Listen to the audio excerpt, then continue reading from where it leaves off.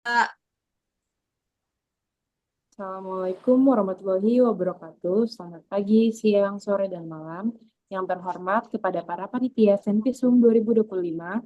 Sebelumnya, perkenalkan nama saya Cherny Nurjana dan rekan saya Natalia Stefani izin mempresentasikan artikel Senpisum yang berjudul Identifikasi Zona Rawan Kriminalitas dan Jangkauan Pelayanan Kepolisian di Jakarta Timur tahun 2024. Latar belakangnya, Jakarta Timur merupakan wilayah perkotaan yang berkembang pesat, namun perkembangan ini juga diikuti meningkatnya potensi kriminalitas. Kejahatan seperti pencurian, penganiayaan, perampokan, hingga penyalahgunaan narkoba banyak dilaporkan di beberapa kecamatan. Untuk itu, pemetaan zona rawan kriminalitas menjadi langkah penting agar kepolisian dapat menentukan wilayah prioritas pengawasan secara akurat. Penggunaan sistem informasi geografis atau SIG sangat diperlukan karena mampu menampilkan pola kejahatan secara spasial dan mengukur seberapa jauh jangkauan pelayanan kepolisian dalam wilayah padat penduduk seperti Jakarta Timur. Lalu di sini ada tujuan penelitian. Yang pertama itu ada mengidentifikasi lokasi-lokasi yang memiliki tingkat kerawanan kriminalitas tinggi di Jakarta Timur. Yang kedua, mengevaluasi jangkauan pelayanan kepolisian menggunakan buffer 1,5 kilometer di Jakarta Timur. Yang ketiga, menganalisis pola persebaran kantor polisi apakah sudah merata atau belum menggunakan metode ANM.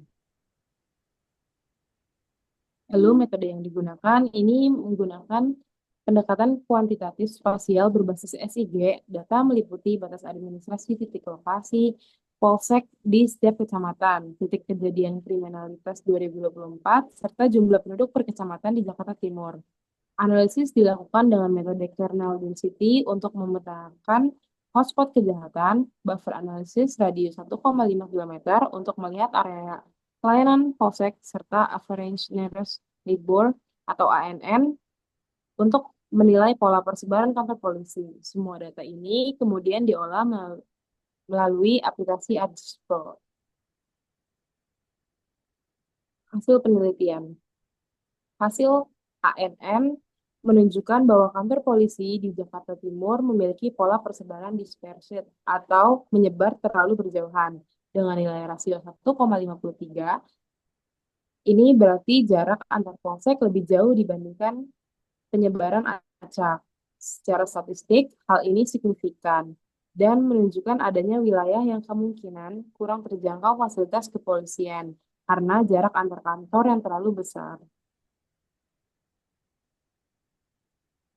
Melalui analisis kernel density, ditemukan bahwa Kecamatan Cakung, Kramat Jati, dan Durian Sawit merupakan wilayah dengan konsentrasi kejahatan tertinggi. Ketiga kawasan tersebut menunjukkan pada warna merah tua pada peta, menandakan tingginya frekuensi kejadian kriminal. Beberapa titik kriminalitas juga terlihat pada wilayah padat penduduk lainnya, seperti Makassar dan Cipayung.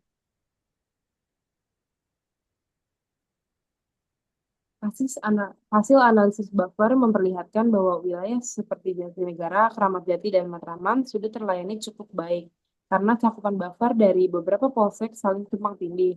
Namun, wilayah pinggiran seperti Cakung bagian timur, sebagian wilayah Durian Sawit, serta Ciracas dan Cipayung masih memiliki eh, area luas yang berada di luar jangkauan 1,5 kilometer. Menariknya, beberapa hotspot kriminal justru berada di luar zona pelayanan, menandakan adanya ketimpangan layanan keamanan di Jakarta Timur. Setiap kecamatan di Jakarta Timur hanya memiliki satu kantor polisi, sedangkan jumlah penduduk berkisaran antara 183.000 hingga hampir 600.000 jiwa. Jika dibandingkan dengan standar SPM PUPR yang menyarankan satu kantor polisi untuk maksimal 30.000 penduduk. Kondisi ini sangat timpang. Rasio aktual menunjukkan angka 0,003 sampai 0,007 per 1.000 penduduk, jauh dari ideal. Hal ini menunjukkan kemampuan pelayanan kepolisian masih sangat terbatas untuk wilayah padat penduduk seperti Jakarta Timur. Lalu di sini ada pembahasan. Hasil penelitian menunjukkan adanya ketidakseimbangan antara lokasi polsek dan besarnya tingkat kriminalitas. Hotspot kriminalitas banyak berada di luar jangkauan pelayanan, sehingga respon keamanan bisa terhambat. Persebaran kantor polisi yang terlalu berjauhan juga menyebabkan sebagian wilayah tidak mendapatkan akses pelayanan yang optimal. Jika dikaitkan dengan jumlah penduduk yang besar, maka kebutuhan penambahan fasilitas kepolisian sangat mendesak, terutama untuk wilayah dengan tingkat kriminalitas tinggi. Lalu ada kesimpulan, secara keseluruhan Jakarta Timur memiliki distribusi kriminalitas yang tidak merata, dengan beberapa kecamatan menjadi titik rawan dominan. Jangkauan polsek belum sepenuhnya mampu mencakup wilayah kriminalitas tinggi. Persebaran kantor polisi yang tidak merata dan rasio penduduk yang tinggi memperparah lemahnya akses layanan keamanan. Data spasial menunjukkan perlunya peninjauan ulang penempatan fasilitas dan peningkatan jumlah polsek untuk mendukung keamanan publik.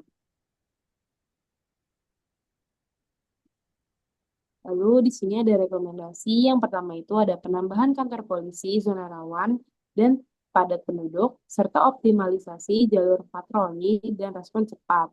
Lalu yang kedua itu ada evaluasi ulang penempatan polsek berdasarkan data spasial.